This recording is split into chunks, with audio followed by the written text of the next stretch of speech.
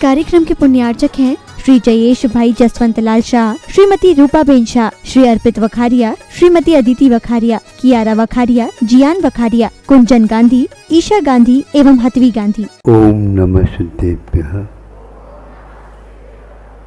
ओम नमः सिद्धेभ्यः। ओम नमः सिद्धेभ्यः। अहिंसा परमो धर्म की आचार्य गुरुवर श्री कुंद कुंद भगवान की, आचार्य गुरुवर श्री ज्ञान सागर मुनि महाराज की,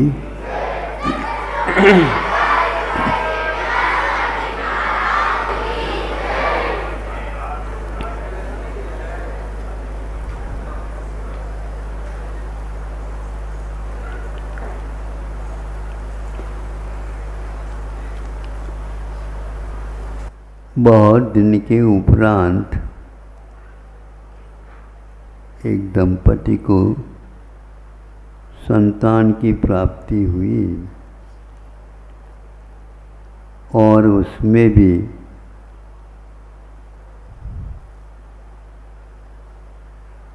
लड़का था, लड़का हुआ।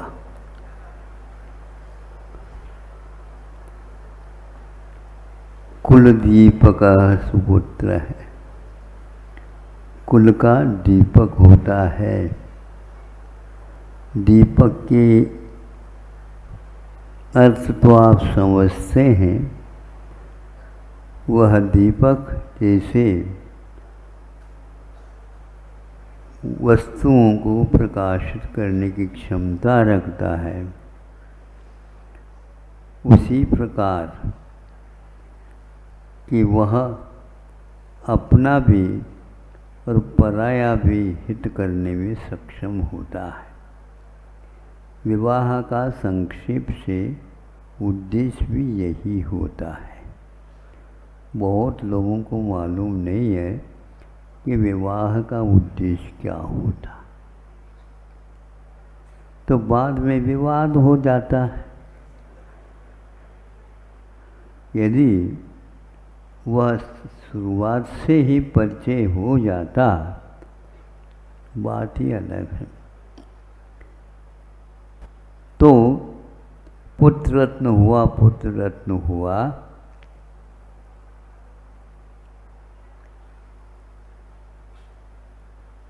जब वह आंखें खोल देता है,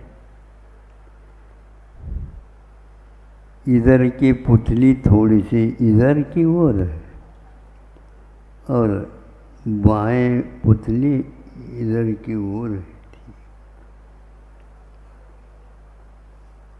आंखें तो हैं, ज्योति तो है, किंतु सही दिशा में अनुपात से वह नहीं थी। अब तभी से ये चिंता होने लगी, ये लड़का इस ढंग से दिखता है, इसके लिए कौन लड़की चाहेगी? क्यों? और बिना विवाह किए इसका भविष्य क्या होगा? माता पिताओं को समस्या बहुत सारी रहती है।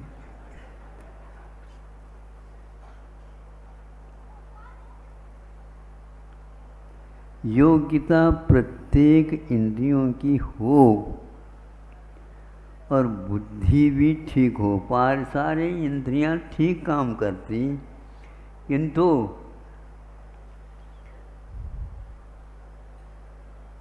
बुद्धि तेज है, लड़का भी तेज है। अब क्या हुआ? बुद्धि तेज होना तो बहुत अच्छा है, लेकिन लड़का भी तेज है।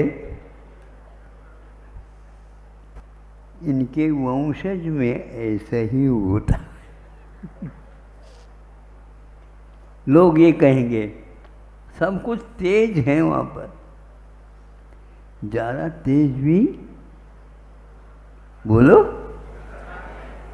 खतरनाक है। ज़्यादा तेज होना भी ठीक नहीं,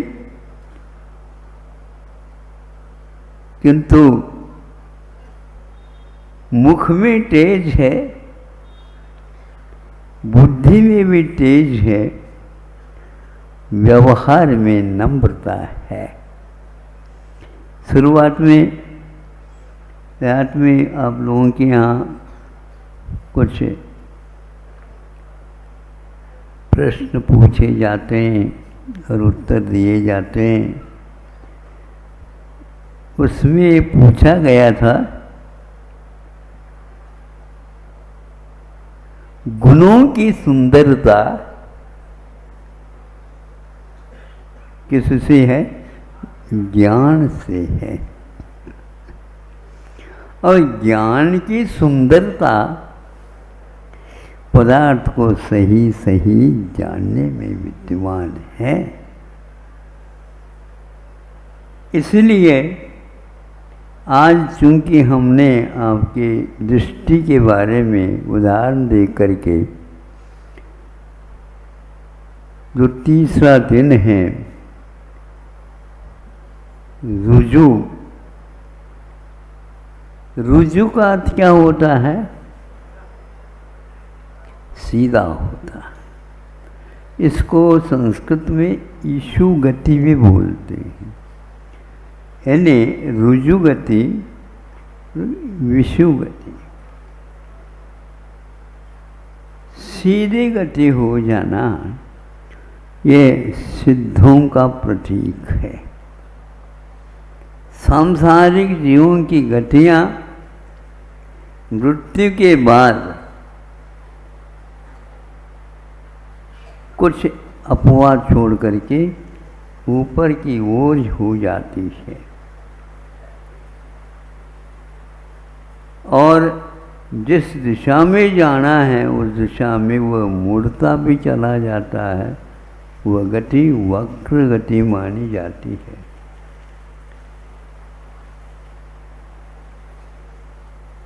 वक्र गति जहाँ अच्छी हो वहाँ तो ठीक है, लेकिन हर जगह है वक्र गति ठीक नहीं माना गया। बंकिम दृष्टि हमेशा हमेशा सुंदरता में कलंक लगाती, सुंदर वह नहीं लगती। उन्होंने मुझे मेरी ओर देखा तो सही, फिर आगे बोलो,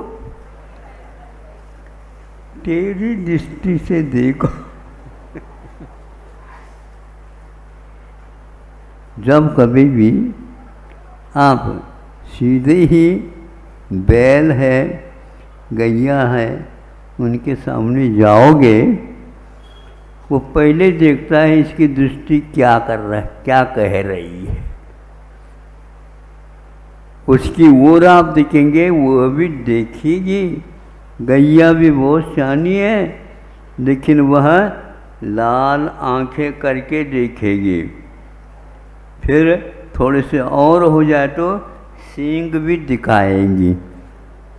सिंगाई जी,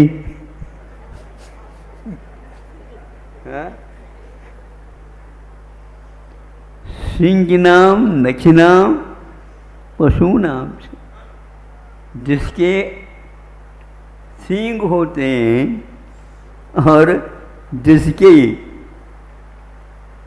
नाखून होते हैं बड़े बड़े लंबे लंबे, उनसे बचियो। क्योंकि वो कभी भी वार कर सकते हैं। ये क्यों? इसमें कला है, इसमें एक विद्या है, इसमें एक और अच्छाई है, गंभीरता है। उसी प्रकार कि आप में सारी सारी बातें आ गई, यदि सरलता नहीं है टेढ़ापन नहीं गया है तो आचार्य कहते हैं तुम्हारे लिए अभी कई चातुर्मास अपेक्षित है। कहीं भी हो चातुर्मास, लेकिन अभी और अपेक्षित है। क्यों कहा ये? इसलिए कहा क्योंकि इसका स्वरूप इस प्रकार नहीं होता है। इसमें पास होने के लिए आचार्य ने सर्वप्रथम माया, मिथ्या और निदान, ये सम्यक दर्शन के साथ नहीं रह सकते। इन तीनों का अभाव होना आवश्यक है।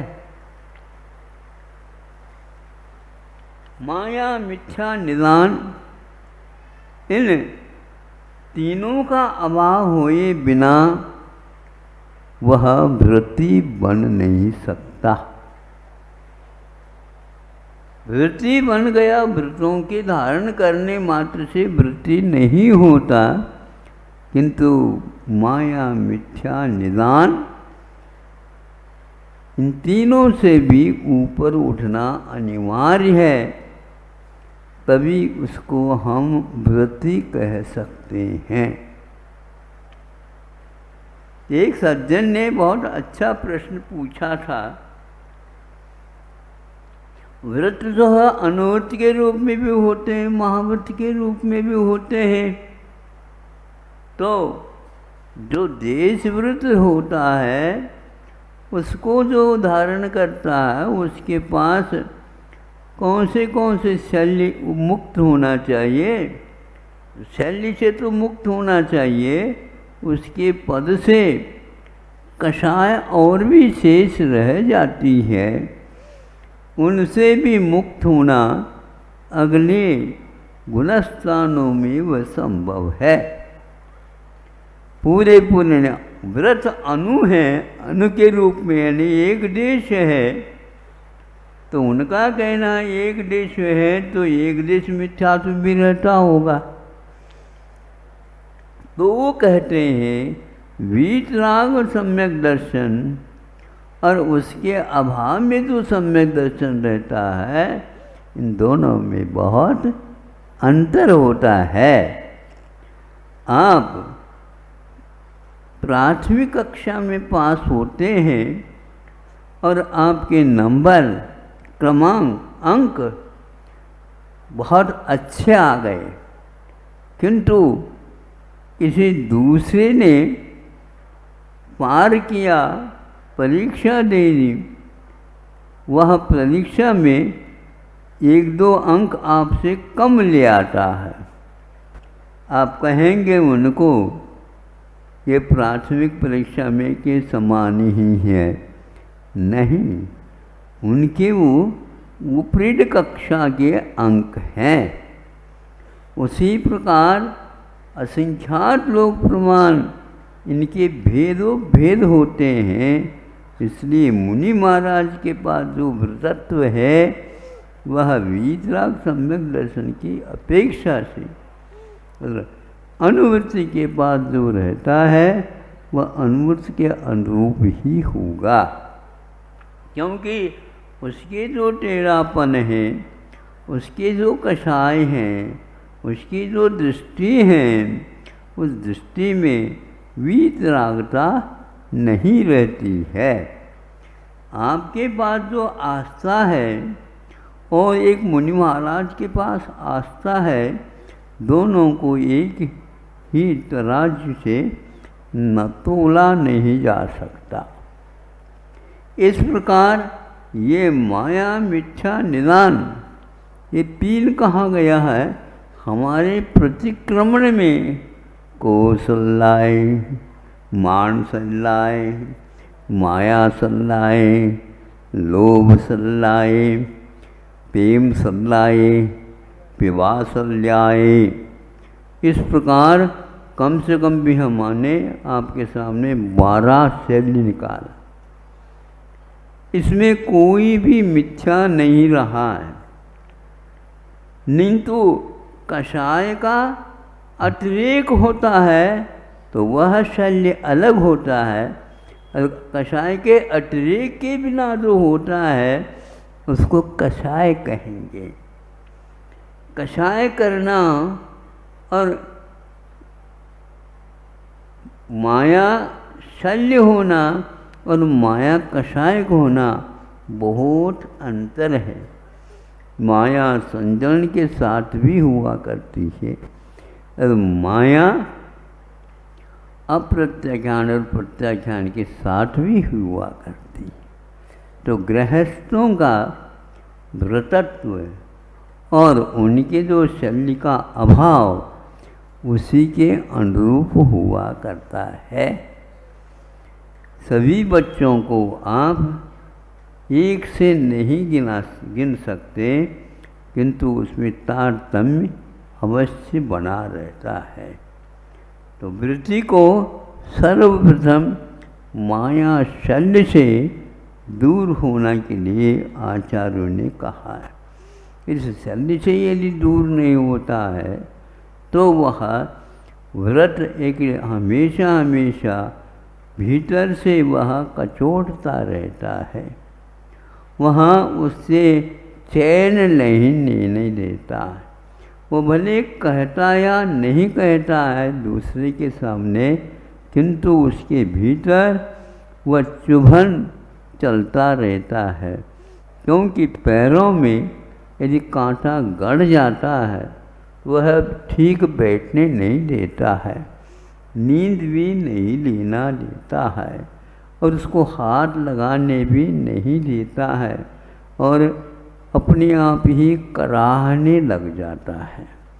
इसी प्रकार चलता है तो वह लंगड़ाता हुआ चलता है, गति में अंतर आ जाता है।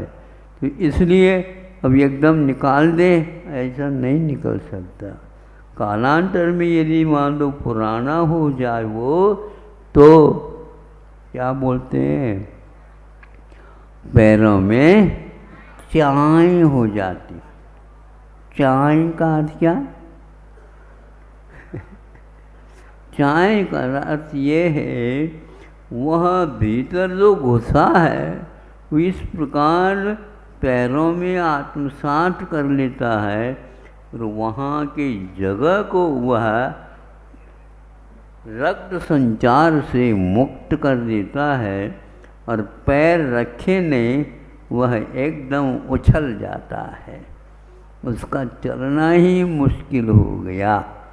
इसलिए सावधानी रखियो कि वह चाय न बन जाए। ये चाय इस जीवन में भी रह सकती है, अगले जीवन में भी रह सकते हैं, उसके अगले जीवन में भी रह सकती है। जिसके साथ आपको माया शैली थी वह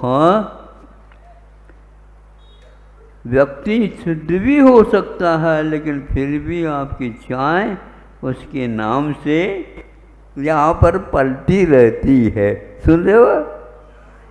जिसकी वजह से आपको शल्य हो गया था वह व्यक्ति माफ़ी मांग करके और चला गया। तुम जानो तुम्हारा काम जाने, तत्समिच्छामि दुक्कड़म, भगवान मेरी गलती हो गई। वह चला जा सकता है, लेकिन उसको आप क्या कहते हैं, देखना है एक बार, छोड़ नहीं सकता, ये ध्यान रखो ना। हमारा नाम क्या है मालूम है? अब वो शुद्ध परवृत्ति बन चुका, वो क्या कहेगा? जब मुनि महाराज के पास गया, निमित्तज्ञ थे महाराज, पूछा महाराज इसके कारण मुझे आज भी वह शांति नहीं लेने देता, वो कहाँ है बता दो। सुना है कि जाति स्मरण आपको हो जाता है। मैंने कहा ठीक, सुनना चाहते हो? हाँ, इसलिए तो मुझे आया हूँ, आपके मुख से सुन करके मैं इसको थोड़ा सांत्वना दे दूँ। देख लो, वो सुनना अच्छा नहीं। ठीक है, आपके मुख से सुनने में कोई बाधा नहीं, दूसरा कोई कह दे तो फिर उसमें पीड़ा हो जाती है। हाँ, सामान्य व्यक्ति के माध्यम से कोई बात सुन ले, आ गया समझाने के लिए, पहले समझा करो, समझदारी के साथ बात किया करो, हमारे सामने मत आया करो, समझे। वो सोचता है कि भैया ये क्या कह रहा है, सही बात तो मैं कह रहा हूँ। गुरुजी कहते हैं इसलिए आपको सुनने योग्य नहीं है वो। महाराज बता दो, बिल्कुल ठीक है, आप कहो दो तो छोड़ दो तो छोड़ दूंगा। अब छोड़ने से क्या होता है, क्या हुआ महाराज बताओ। जिसके बारे में आप पूछना चाह रहे हो वह मेरे भी और तुम्हारे भी आराध्य बन चुके हैं।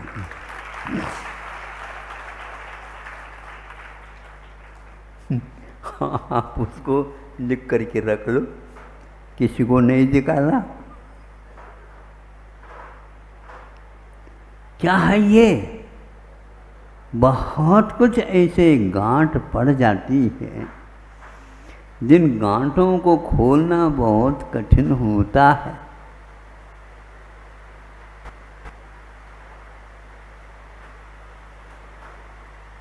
अनंतानुबंधी जन्य गांठ अलग होती है, अप्रत्याख्यान जन्य अलग होती है, प्रत्याख्यान जन्य अलग होती है, समजरण जन्य अलग होती है। और यह एक प्रकार से सारे के सारे असंख्यात असंख्यात प्रमाण हुआ का पैरों में चाय हैं।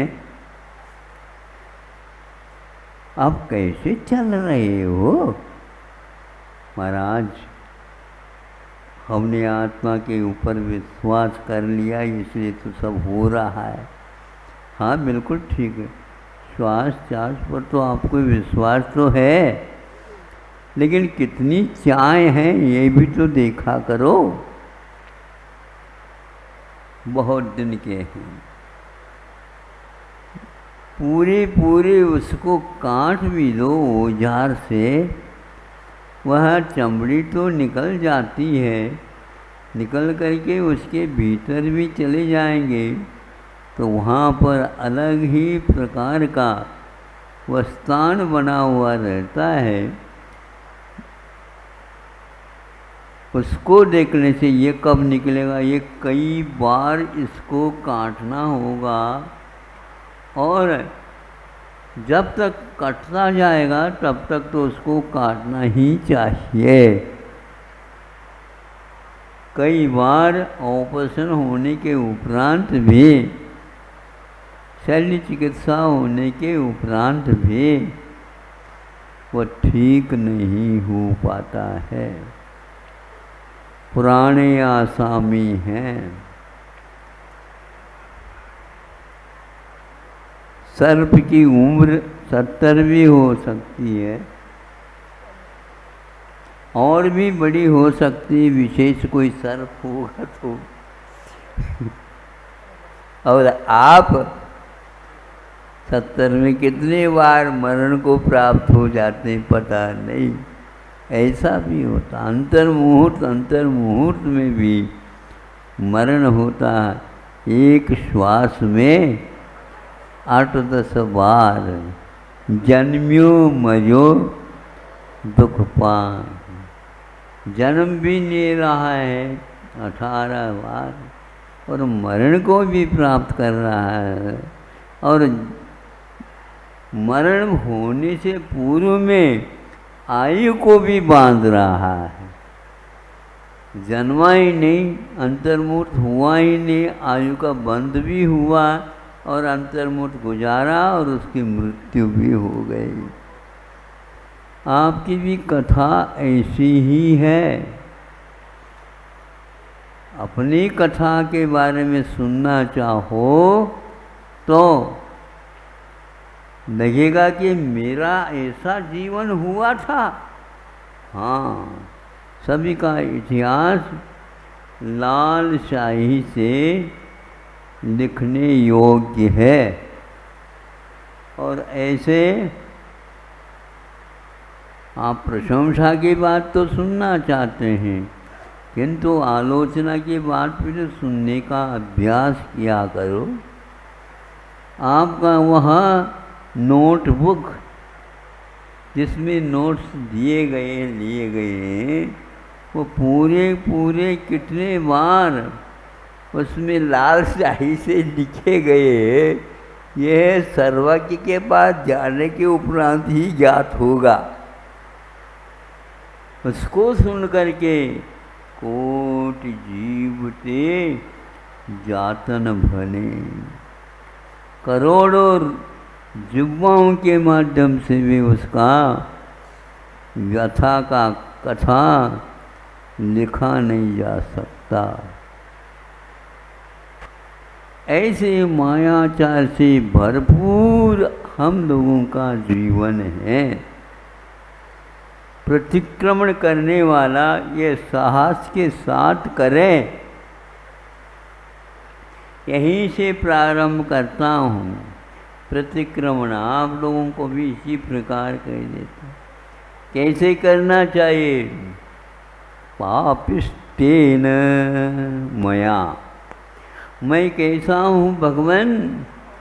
पापमय हूँ अथवा पाप से भरा हुआ हूँ। अब उसमें से एक बूंद डाल लो तो ऊपर उछल जाएगा, इतना भरा हुआ हूँ।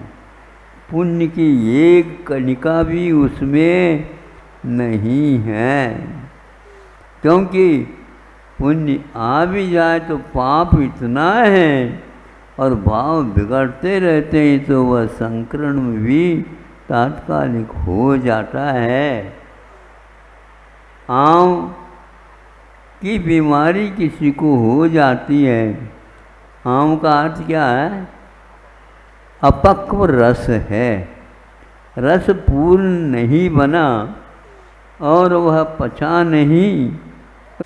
तो हमारे वो उसने पैसा खा लिया, इसलिए तो हमने भी उनके माथा खा ले।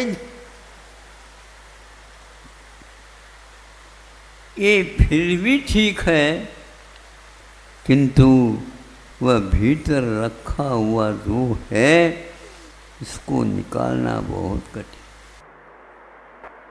गुरु मैंने बहुत बड़ा समय दिया, काय के लिए? लघु बनने।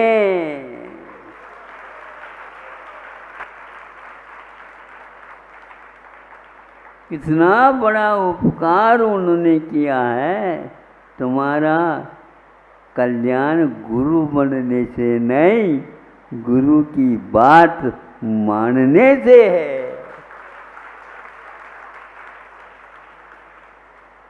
इसलिए अहो भाग्य समझ करके हमें चाहिए, गुरु ने यदि जो कहा है वह आज तो है ही नहीं, किंतु ये सौभाग्य है कम से कम उन्होंने क्या कहा था वो कम से कम स्मरण में तो आ रहा है।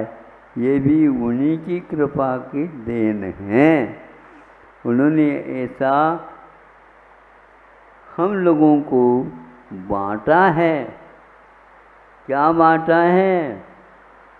अच्छे अच्छे चीज़ों का उपहार दिया है।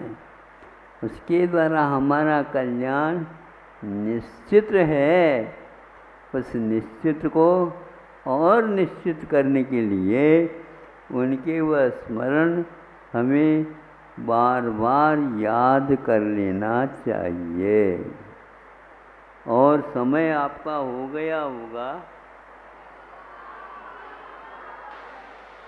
हाँ, फिर भी आप लोग अच्छे ढंग से इसको स्वीकार कर रहे हैं और सुन रहे हैं। आपका यह सुनने का और ग्रहण करने का दोनों कार्य सार्थक हो, यही कहता हूँ। और पुरानी बात है, लेकिन वहाँ कई व्यक्ति आए हैं, नए भी आ सकते हैं, उसके लिए भी कहते हैं आर्जव मैंने वक्रता का अभाव, ऋजोर्भावः आर्जवम। जो वक्रता का अभाव है, ऋजु मति और विपुल मति, इस प्रकार दो मनपद ज्ञान होते हैं। इसी प्रकार यहाँ पर बताया गया है, सीधा हो जाना, इसका नाम है ऋजु। जैसे छोटे बच्चे जो अभी जन्म लिए माता पिताओं के सामने सीधे सीधे ही वह बोलते हैं, कोई उसमें चुपड़ करके नहीं बोलते, बगार दे करके नहीं बोलते। बगार देने से उल्टा बिगड़ जाता है। बिगाड़ना नहीं, अपने को उसको सुधारना है। तो क्या है, सीधा बनना बहुत सीधा है। आप यूं घुमा करके पेंसिल से लिखने का प्रयास करो, वर्तुल तो बन जाता है, लेकिन सर्वत्र उसका नाप तोल सही नहीं आता। खूब, यह एक प्रकार से कला है। किसी को नहीं आता, इससे चिंता मत करो। यदि आप सीधी लकीर यदि खींचते हैं तो पर्याप्त है। बहुत कम समय में आपको नपा तुला वह वर्तुल अवश्य बन जाएगा। कैसा बन जाएगा? तो केंद्र को छूटी, नपी, सीधी रेखाएं वृत्त बनाती। क्या है ये? यह एक 17 अक्षरों में 5 मिनट नहीं लगता और वर्तुल का निर्माण हो जाता है। 5 मिनट के भीतर भी आप यदि चाहते हैं तो वह वर्तुल बनता हुआ दिखने में आ ही जाता है। पहले समझ में एक लकीर खींचा, मान लो 5 इंच बाय 5 इंच, उसके बीचों बीच में कोई भी संकेत उसमें रखो तो और इधर से 5 इंच बीचों बीच में खींचो। 2 लकीर खींचे आपने सीधी, ऊपर से नीचे और आजू से बाजू। फिर इसके उपरांत पूछो आप कितने, इसमें 2 तो लकीर खींचे हैं किंतु 4 भाग हो जाते हैं, होते हैं ना? हाँ। फिर इसके बीच में उतने ही 5 इंच की एक और रेखा खींचो, उतने ही नपी हुई हो और सीधी हो। आपको क्या चाहिए? वर्तुल चाहिए ना? मिल जाएगा। यह 3 लकीर लिखी गई, 6 भाग हो गए। एक और लकीर खींचो तो 4 लकीर हो गई और 8 क्या बनता? 28 जिसको बोलते हैं। हाँ, बन जाता है।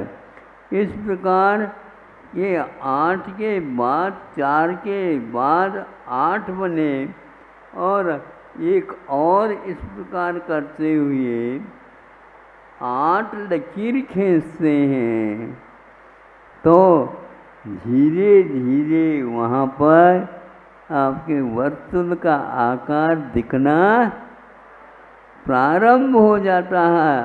ऐसे ही लिखते लिखते आप आगे लकीर बढ़ाते जाओ, लेकिन लकीर से फकीर मत बनो, क्योंकि वर्णमाला के बिना भी हम एक प्रकार से वर्तुल बनाना सिखा रहे हैं।